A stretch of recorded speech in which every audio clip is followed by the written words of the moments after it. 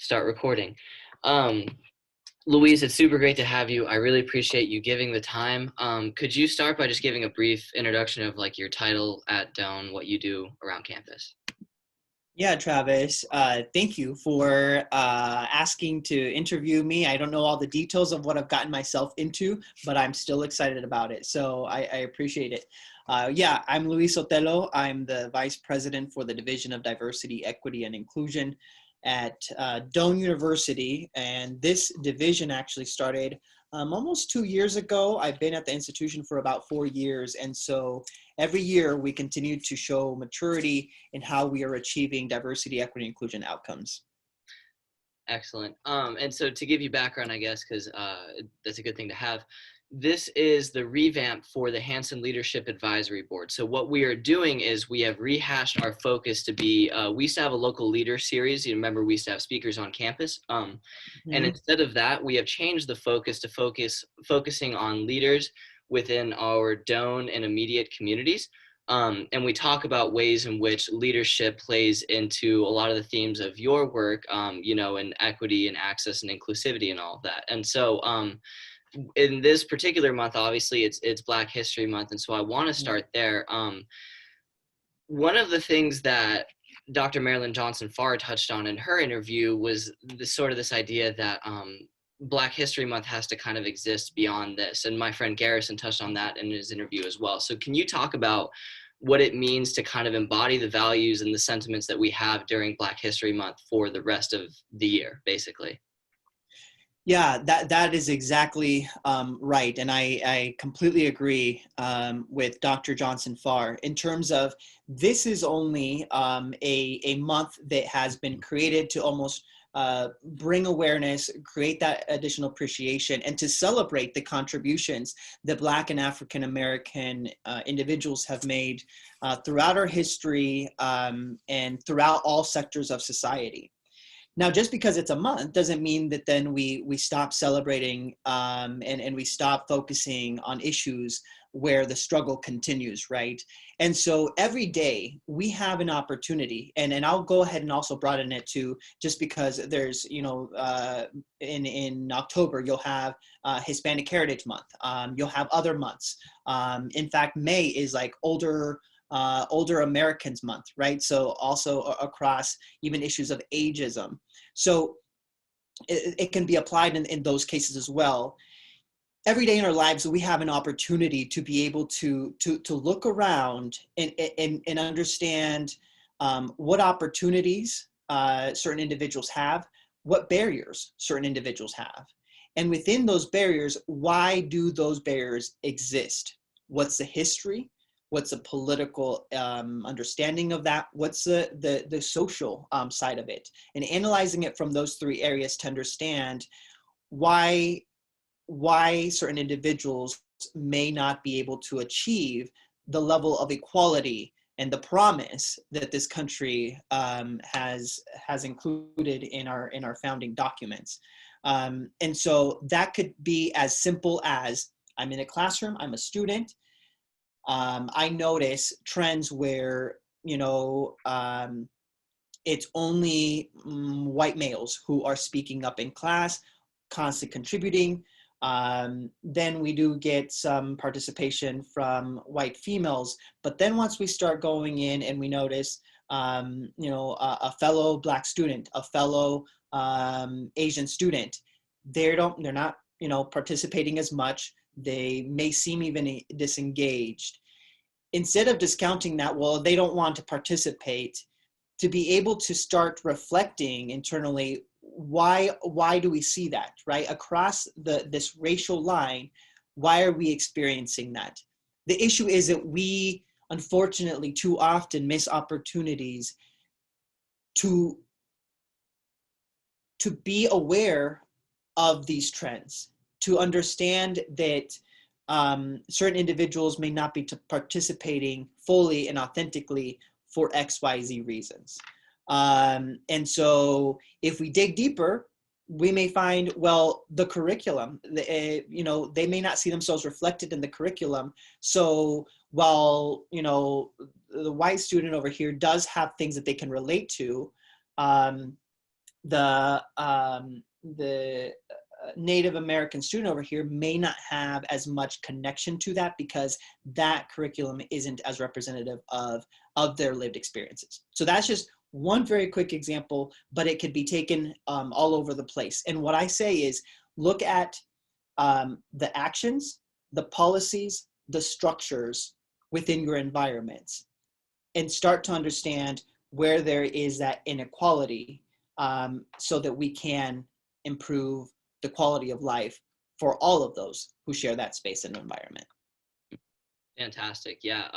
That harkens back to in the same interview with my friend Garrison, he touched on not looking at our fellow students, taking it at face value, right? And that seems to be what you're getting at, that everybody's got a story, and that people's backgrounds, their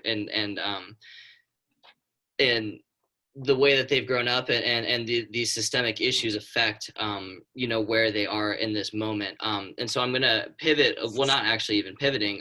Why is it important then that leaders work to embody some of the tenets of the work you do? So diversity, equity, inclusivity. Why is it important for Doane leaders, and especially white leaders like myself, to be aware and to start embodying these ideas? At the end of the day, when leaders do not showcase inclusive leadership, we are missing an opportunity for individuals, communities, and organizations to reach their full potential, full stop. Until we are able to make sure that we have, again, system structures, policies, actions that are inclusive, there will continue to exist barriers for certain individuals that, for, let's say a dominant culture or a dominant identity, they may not see as barriers because they themselves are not experiencing it. So I think in this, it's being able to understand that just because you're not experiencing it or you're not feeling it doesn't mean that it is not real and valid for someone else, that particular barrier. And I think that inclusive leadership really challenges us to re-examine what is the standard, what is how it should be, because we all have this expectation based off of our lived experiences of what's normal, what should happen, what's the expectation. When you come to an interview, you should wear X, Y, Z. Well, depending on the different cultural norms, that could change. And an inclusive leader is able to be able to understand that based off of other people's identities, backgrounds, and worldviews, they may show up differently, and that does not make them any less qualified in that space or situation, or let's say in this case, applying for a job. And so an inclusive leader is one that is able to adapt to also the changing demographics as we become much more connected globally, is able to engage effectively across those differences. Let's just take an example. You have, and I'll put it back onto the student side, since the audience here are students. The reason that there is power in teamwork when you're working on a project, and you can think of any project that you have worked on, when a leader is able to capture the talent from every single individual in that room. Let's imagine a quick, even study, a study room, there's a table, there's chairs, everyone's around the table, everyone's bringing different identities and backgrounds.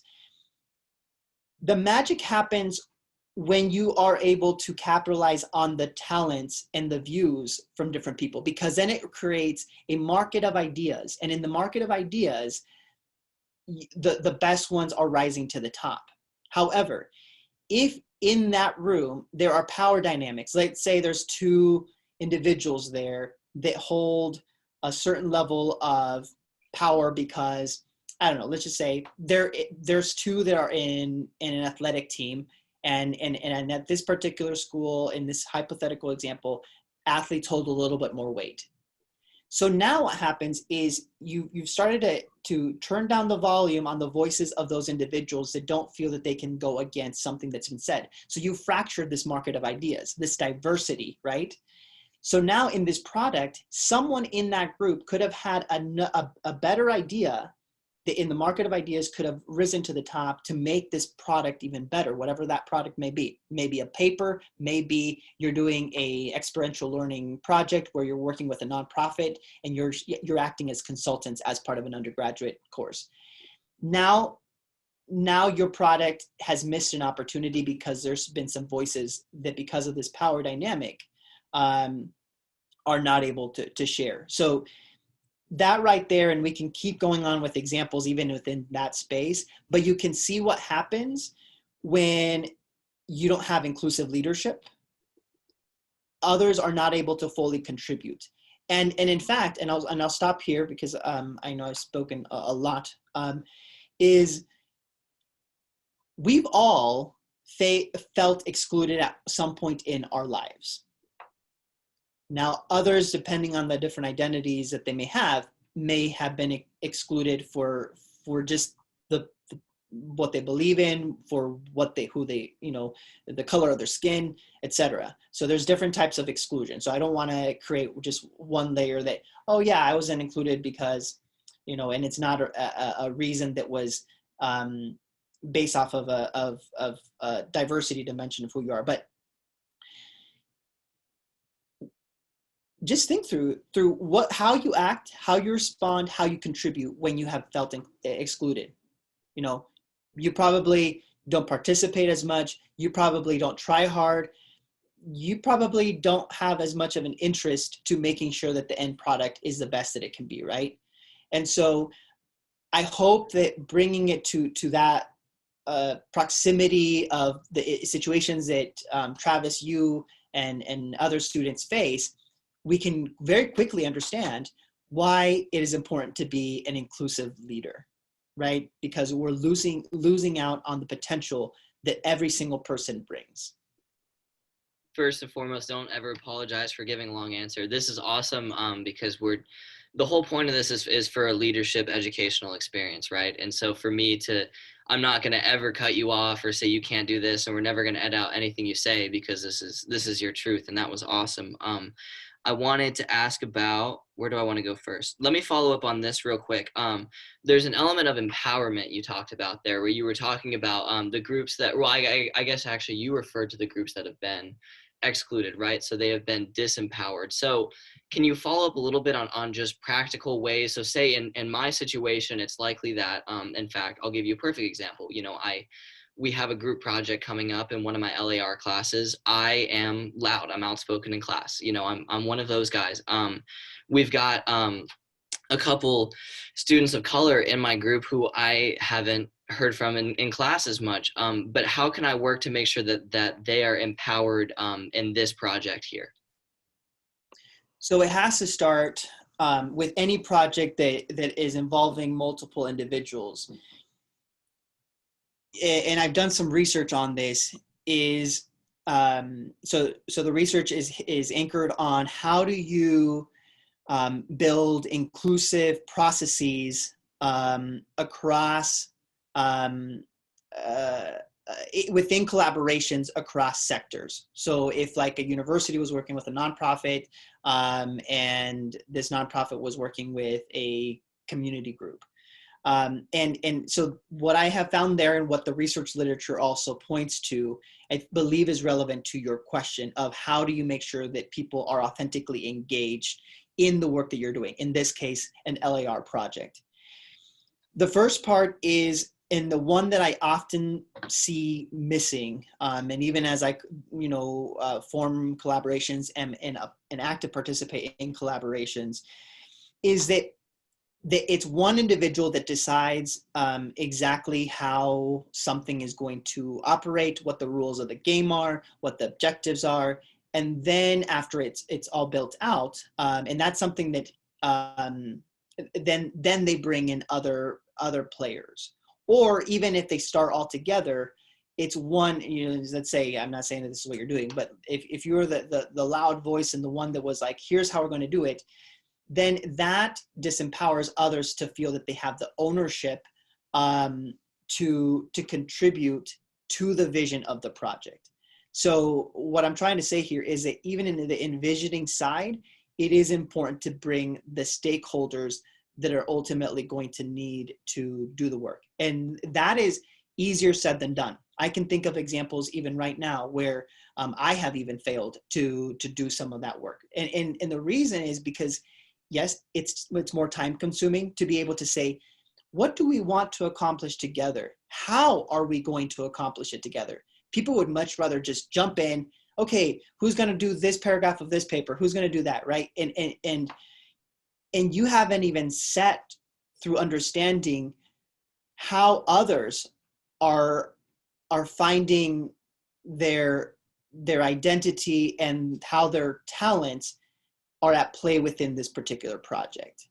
And so I would always say that that's a first step, is to be able to make sure that there is buy-in on what it is that you're trying to achieve together and how you're going to achieve it together. So you're building the rules of the game collectively, and you're deciding on that vision collectively, versus it being the vision of one person who then doesn't do sense making with the other participants.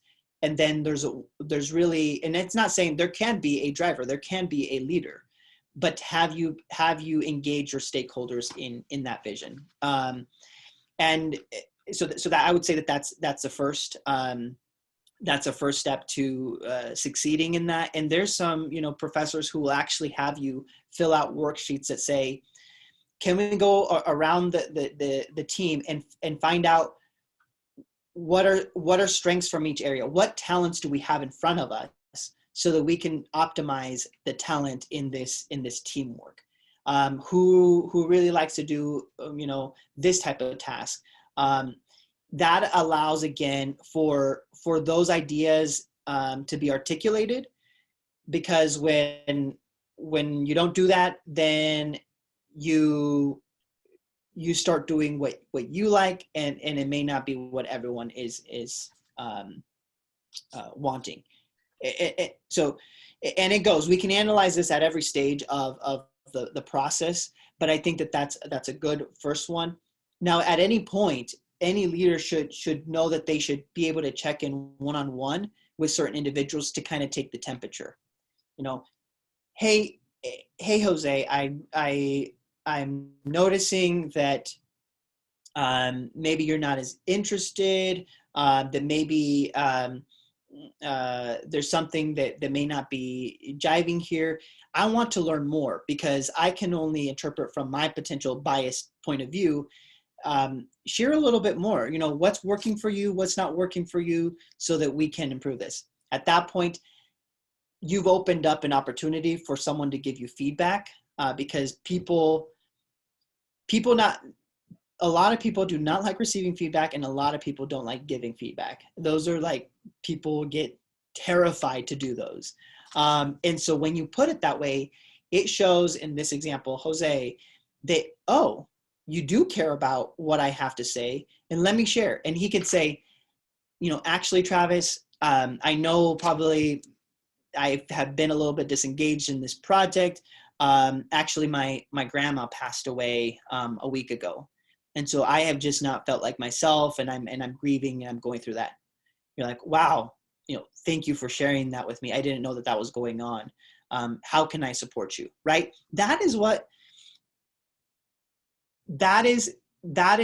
empowerment can be. You've now, from the prior situation where you do account to make sure that you have the buy-in, but then even if you move on and there's still some issues there, being able to connect one-on-one and check in and genuinely care about what may be going on. And they may say, you know what, Travis, you decided, like the team decided on this, and I really wasn't bought in. Then you can take it back. Hey, we can still modify this project. How can we modify it so that we all can create greater buy-in? And as you can see, this all takes more time. It takes more energy. It takes more mental strength. It takes emotional intelligence to do this. All things that sometimes we don't like to do. We don't like to spend more time on things we don't need to, or at least that we think. We don't like to we sometimes are lacking in our emotional intelligence, being aware of what we're doing and how that's impacting others, and then how to regulate it so that we can effectively work across a team. So again, long answer here. Anything else on that? No, that was fantastic. I mean, I had a follow-up question that was really encompassed by your answer. So I do want to pivot to Dr. Marilyn Johnson Farr commented on how homogenized she feels Doane's campus is, and she mentioned that as being an issue that is disconcerting to her. Can you first speak to whether or not you feel that that is a true statement, and then two, speak to where you think Doane's biggest issues lie moving forward? What's our biggest obstacle that we have to breach to reach this next level of promoting equity on campus? Yeah. So the first thing that we need to acknowledge is that there are a variety of views that people both within the Doane community and in any organization as to how they perceive issues of diversity, equity, and inclusion. So just to give you a quick sampling of those. So if you have the colorblind approach, you're going to say, we're all the same. We are all humans. I don't see color. Like, let's just all be nice to each other, play well, and then we're going to somehow achieve equity. And so those individuals may actually see that, wow, like we're reaching 22%, which is about the percentage of underrepresented populations we have at Doane, 22%, which is much higher than we have been historically in that 10%. In the last really 2 or 3 years, we've picked up about 5 to 6 percentage points on that. So that individual may say, we have a lot of diversity, that 22% is more than enough. Now, you may have someone who has a lens, like a heavy, like racial lens, where all they are seeing in terms of diversity is race. And that's the only element that matters. And that does matter. But there are other elements, right? From LGBTQIA plus issues of marginalization to our disability community, to even political spectrum. However, we have to take into account that there are primary dimensions of diversity and secondary dimensions of diversity. Primary dimensions are those that are more biological. Your race, gender, etc., or sex, I should say, in terms of the biological, and versus, like what I mentioned, political views. Those are secondary because those are more chosen, and sometimes those can be more hidden, whereas more of the biological ones are in front. So if you have more of a racial heavy perspective, you're only going to be looking at Doane is maybe not as is pretty homogenous if we're only taking one dimension. And you can think about that in terms of others may have a heavy lens for issues of religion that we don't have enough, right? So what I'm trying to get at is the homogeneity has to be analyzed through what lens? Is it homogeneity in terms of religion, in terms of race, in terms of sexual orientation, in terms of, right? You could pick up all these different dimensions. And that's why you're going to get a variety of understandings and perceptions as to, are we very homogeneous or are we not very homogeneous? The research literature points to that 21% or so in terms of building what's called a critical mass. So if you have 21%, then you have a critical mass, and let's just clump all of these underrepresented identities together. Then at that point, you're no longer seen as you're seen more of it as a pluralistic environment and not as much as a homogenous, right? So we have to operate, and this is getting really nerdy, but we have to operationalize what homogeneous is. And I just gave you a definition that a lot of scholars in DI point to, that 21% of underrepresented community clumped together no longer is homogeneous. So in the definition of some of these scholars using that 21% metric, not everyone uses it, and that is okay, right? Because there's a diversity of perspectives and opinions, and that's, again, building the market of ideas. Then Doane is, as of like a year ago, no longer homogeneous, according to that definition. But I hope that the context I've given you gives you an understanding as to the right that people have to be able to believe in whether it's homogeneous or not. Because, and ultimately, for me, as a Latino, and I believe, in terms of like the cabinet of this institution, the most senior administration, it can feel like this is not homogeneous at all, right? Like I would love to be able to see myself in more places, not only in cabinet, but others. So I would probably say, no, we have more work to do so that we are not so homogeneous. And I would love to see more diversity across all dimensions, not just racial or ethnicity wise, but across all, because ultimately we want to build an institution that is a reflection of our world. Sometimes people are saying, well, we need to build a reflection of Nebraska. Okay, but we're going to be working with individuals from all over the world.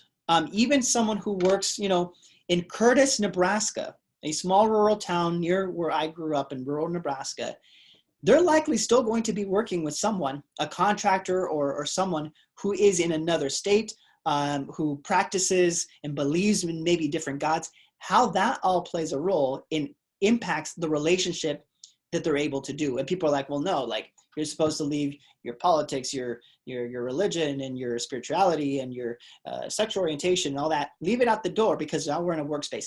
That's bogus. That's baloney. You can't. And so if you don't have the ability to work with all the individuals with varying diversity across diversity dimensions, you're not going to be effective in your job. And so that's why we should move away from being homogenous, because we need that exposure to other differences so that we can be most successful. And if we just talk about race and ethnicity, I'd love if at some point Doane is 45%. That just adds to the diversity that prepares us to be true global citizens. Absolutely. That's super fascinating from the standpoint of, I guess when I was thinking in my head of, this idea of a homogenous environment and having diversity on campus, that I hadn't even considered. I had considered the LGBTQ plus community, but I, for the most part, I think when you think about that, the framework of that is just race. And so that's really fascinating to hear that there's kind of an all-encompassing definition. And so I guess this is a good pivot point. So say now I am a Doane student. Okay. I'm listening to this interview. I'm vibing with what you're saying, what have you. How do I work just in my everyday life to start to kind of promote these ideas? How can I be better about, being an equitable or an equity seeking citizen on campus? Mm-hmm. I love how you put that, Travis. Equity-minded or equity-focused, however you want to say it, individual on this campus. The first one is we have to look inward. We have to look at what biases we may have, and those that are more outward, we're going to be able to identify if we're honest. But then there's the implicit biases that we do not know. It's cognition that is happening that we do not even know it is happening as our brain processes, that creates cognitive errors. based off of our lived experiences and the associations we have.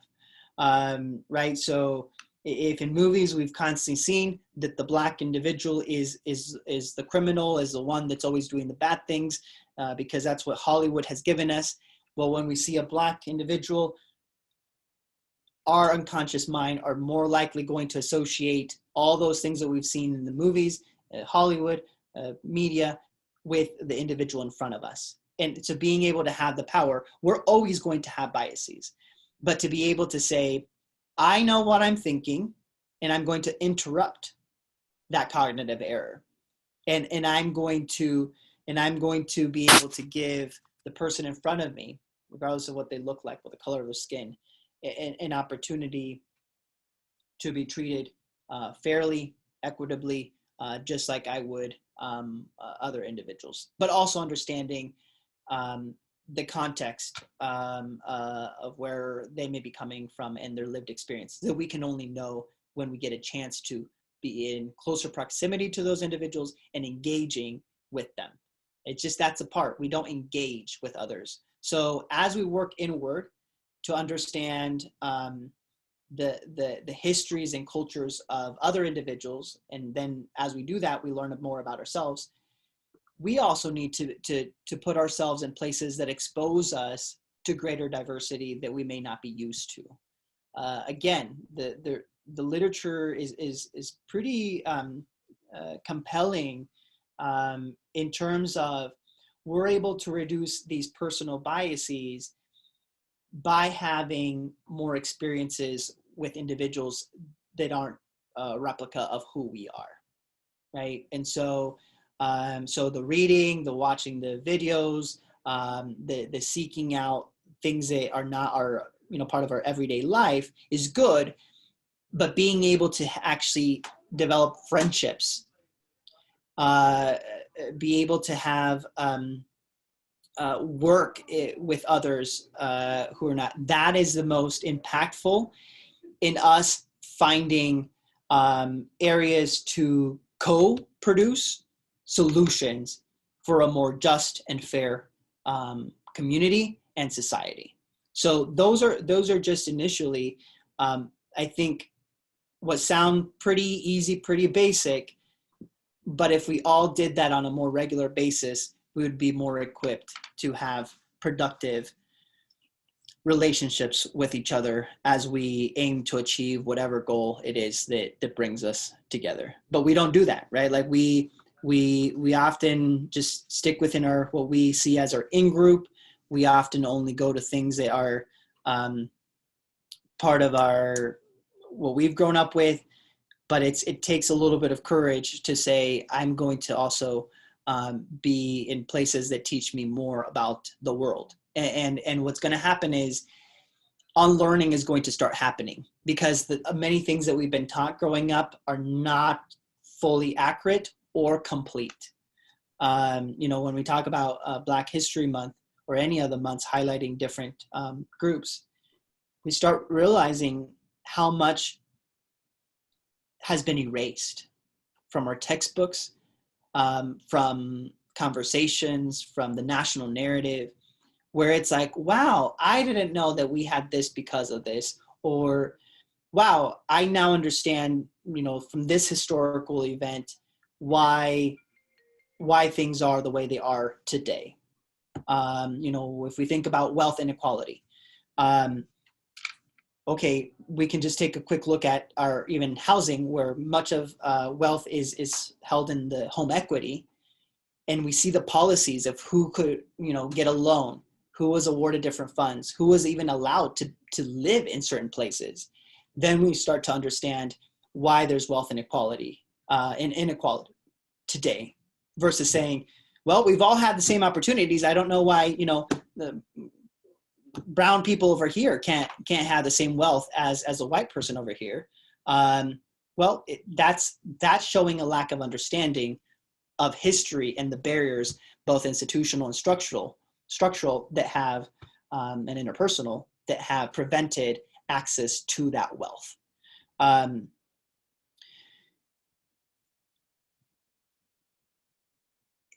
and just being part of the conversation, not staying silent. You know, being able to show the outward support for issues related to diversity, equity, inclusion. I mean, talk about something simple. But let me give you a quick example. So if I engage with our board of trustees at the institution, and let's say that there's a couple members that just do not believe in diversity, equity, inclusion. In fact, let's just say that they even believe that we should really not even have a division that focuses on this, that we should just, again, be nice to each other, just play by the rules, and we'll all be good. If the students say, we want to see more of this, and ultimately we're all here because of you, because of our students, then that starts communicating to others with the power to influence decisions and what we do at the institution, to say, wait a minute, I may not believe in this, but why are our students now really emphasizing the importance of diversity in our society, the importance of being able to create belonging in our environments? Then they start listening, right? And that's just a very simple way to be able to communicate. You know, I've had focus groups with our Black students, our Hispanic students. We've done focus groups with PRISM, our LGBTQIA plus team on campus organization. And when they say they want to see themselves represented in our staff, in our faculty, well, if they're able to communicate that at all levels of the institution, that also creates more of the rationale why certain leaders who maybe do not believe in having more representation, having you know, more Black professors, more Hispanic professors, more Asian professors, more professors who are you know, veterans, who are from the disability community, then people start saying, maybe we do need to take a closer look at this. So I'll wrap up by saying, you have more power than you may initially believe to influence the decisions that are being made, but you can't be a passive observer. You're going to have to be able to say more to help bring others that are maybe not as engaged and do not believe in this work as much to start caring. Fantastic. Thank you so much. This was Luis Sotelo, Doane University Vice President of Diversity, Equity, and Inclusion. Luis, do you have anything else you want to add? Travis, I always say no, and then 5 minutes later, I'm wrapping up. So I wish that, you know, this was a live conversation with any of the other students, because then we could respond to some questions. So what I want to ask is, as students watch this, if they have particular questions or, you know, observations, I'd love to hear from you all. I am a former teacher, taught middle school and high school, and you all are the ones who drive me every day. If it weren't for you all, I wouldn't be here. Because it's watching you all thrive, not to survive, thrive. It is what empowers me, what gives me life. And even when things get tough, because this field is very tough, there's a lot of resistance. And in fact, some of you who may be listening to this potentially may feel some tugs when I'm saying certain things like, oh, I don't know if I really want to do that. It's okay. All I say is lean into it. Stay curious. Stay empathetic, and that's going to continue to help you evolve in how you see yourself playing a role within all of this work. But I'd love to hear from anybody who has questions and observations or wants to stop by. I'm in Pador Walker building, the glass building, the second floor next to Advancement. Come on over. If I am busy, we'll set something on the calendar, or just email me at luis.sotelo@doane.edu. I want to communicate that I am here, and why I am here is because of you. And if we can help more students, and I know my role spans with faculty and staff and the entire institution, all the stakeholders, even alums. But if whatever we can do to help more students realize that full potential, then I'm here for it, and we should be doing that. And if we can knock down barriers, because there's plenty of barriers that still exist and will exist for many more years, because when society is created the way that this was created and where there's inequities, it's going to take many years to start building equity into our systems. Let me know, so that we can work together, we can co-produce together, and make a difference together. Fantastic. Yeah, so the next step from here, like we're screen recording all this. This will go into my very fancy video editing process, probably iMovie. The full interview will go up on YouTube probably in the next few days or so, at which point I will email you a link. And then additionally on our Instagram, we usually take a like 2.5 minute segment. I forget what the Instagram cutoff is, but a portion of it as almost an advertisement to show people there. And then for anybody who's interested, they can click to go to YouTube. So I will update you during every step of that process. Again, I thank you so much. And I really do. I hope to be in contact in the future to discuss ways at which I think that this would be a good format to have a live conversation. Mm. You know, in a time where we're not having a pandemic, I wonder if we can't set something up where we could have a forum or something. So I'll be in contact with you about that. Thanks again so much. This is something I've been really excited about getting off the ground, and it's taken 4 or 5 months. So to see it come to fruition has been really exciting. You're doing great work, Travis, and I appreciate all that you and the rest of the team are doing to also focus on these issues, because that's how you make a difference. You start elevating these issues, you start giving voices to different individuals. So not voices, but elevating those voices, amplifying those voices is important, and I appreciate it. Absolutely. Well, thanks so much. You have a great day. You too as well.